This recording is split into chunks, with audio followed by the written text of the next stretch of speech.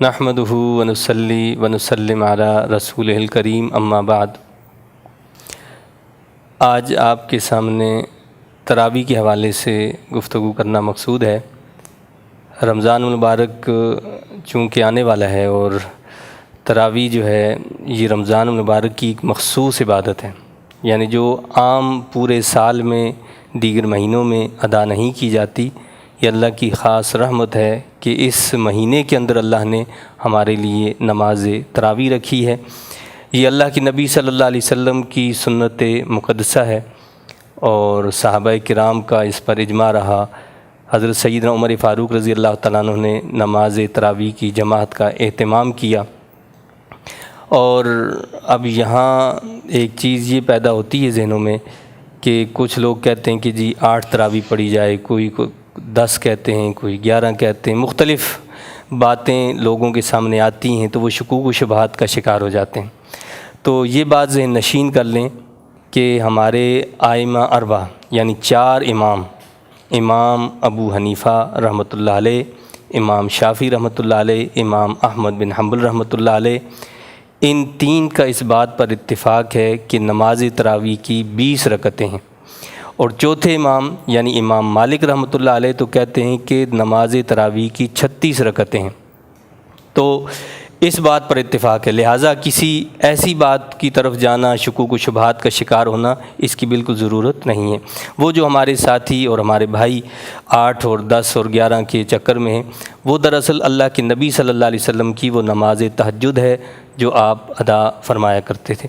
اب یہاں ایک مین مسئلہ یہ ہے کہ اس رمضان میں جس طرح کی صورتحال ہے کہ مسجدوں پر جو ہے تالے لگا دیے گئے ہیں اور لوگ جو ہیں پریشان ہیں، کوئی اپنے طور پر اہتمام کر رہے ہیں، کچھ لوگوں کے بارے میں سنا ہے کہ وہ اپنی چھتوں پر اس کا اہتمام کر رہے ہیں۔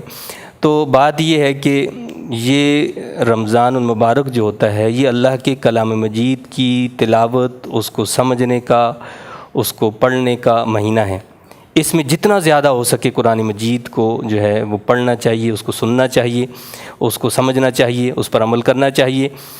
تو میں تو یہ کہوں گا کہ ہر گھر کو مسجد بن جانا چاہیے، چونکہ کرونا وائرس کی وجہ سے جو حکومت کی پابندیاں ہیں تو نماز عشاء جو ہے، فرض نماز جو ہے وہ جماعت کے ساتھ مسجد میں ادا کی جائے۔ اس کے بعد جو تراویح ہے اگر اپنے گھروں پر بھی ادا کی جائے تو اس کا اہتمام کیا جائے کہ وہاں پورا قرآن مجید ہو، آپ کے گھر کے افراد ہوں اور ایک حافظ قرآن اور سامع قرآن موجود ہو جو قرآن مجید کی سماعت کرے، جو قرآن مجید کو سنائے۔ تو ہر گھر میں قرآن پاک پڑھا جائے، سنا جائے۔ جتنا قرآن مجید زیادہ پڑھا جائے گا، جتنا قرآن مجید زیادہ سنا جائے گا، جتنے زیادہ مقامات پر اس کا اہتمام ہوگا، اتنی اللہ کی رحمتیں نازل ہوں گی۔ اور یہ جو غضب ہے، یہ جو ایک گھبراہٹ کی فضا ہے، یہ خوف کی فضا، یہ انشاءاللہ اللہ تعالیٰ اس کے صدقے میں دور فرما دے گا۔ اب یہ نماز تراویح جو ہے 5 روزہ ہو، 10 روزہ ہو، 15 روزہ ہو، جتنی روزہ بھی ہو، اپنی سہولت سے اس کا اہتمام کیا جا سکتا ہے، لیکن اس بات کا خیال رکھنا ضروری ہے کہ قرآن مجید کی جو تلاوت ہو وہ ایسی تلاوت ہو کہ جس کا پڑھنے والا ان حروف کی ادائیگی صحیح کرتا ہو، سننے والا ان کو صحیح سن سکتا ہو۔ اتنا جلدی سے قرآن پڑھنا کہ نہ پڑھنے والے کو پتہ چلے کہ وہ کیا پڑھ رہا ہے، نہ سننے والے کو یہ خبر ہو کہ کیا پڑھا جا رہا ہے، تو یہ ثواب نہیں بلکہ الٹا گناہ ہے۔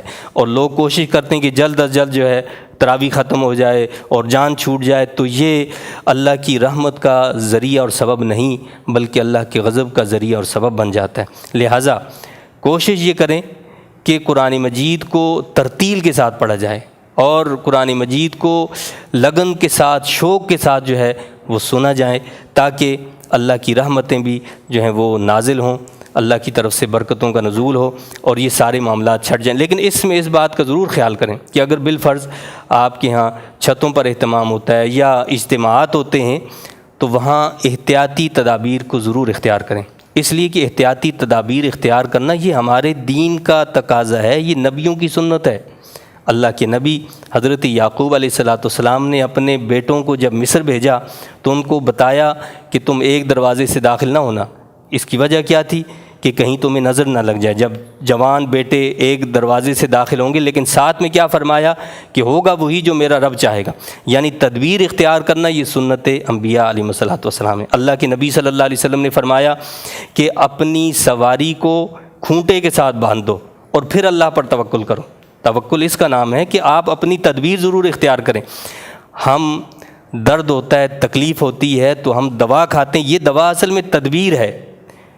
یہ سمجھ لینا کہ یہ جو میں نے تدبیر اختیار کی ہے، میں نے دوا کھا لی ہے، میں نے کھونٹے کے ساتھ باندھ دیا ہے، اس پر بھروسہ کر لینا، اس سے منع فرمایا. فرمایا کہ بھروسہ اللہ پر کرنا ہے. تدبیر آپ نے اپنی ضرور اختیار کرنی ہے. ماسک استعمال کریں، آپ جو ہے سینیٹائزر کا استعمال کریں، اور دیگر جو احتیاطی تدابیر ڈاکٹرز بتاتے ہیں، طبی عملہ بتاتا ہے، تو ان احتیاطی تدابیر کو اختیار کرتے ہوئے نماز کا اہتمام کریں. نماز کو نہ چھوڑیں، اس لیے کہ نماز ہی اللہ کی رحمت کا ذریعہ اور سبب بنے گی. اسی کے صدقے میں اللہ تعالیٰ اس جو گھبراہٹ ہے، یہ جو خوف ہے، یہ جو وبا ہے، اس سے ہمیں چھٹکارا عطا فرمائے گا. اللہ سے دعا ہے کہ اللہ تعالیٰ ہم سب پر اپنی رحمت نازل فرمائے، اور اللہ تعالیٰ ہمارے اس کام کو آسان فرمائے. اس پیغام قرآن کو، اس پیغام اسلام کو جو ہے زیادہ سے زیادہ ہمیں دوسروں تک پہنچانے کی بھی توفیق عطا فرمائے.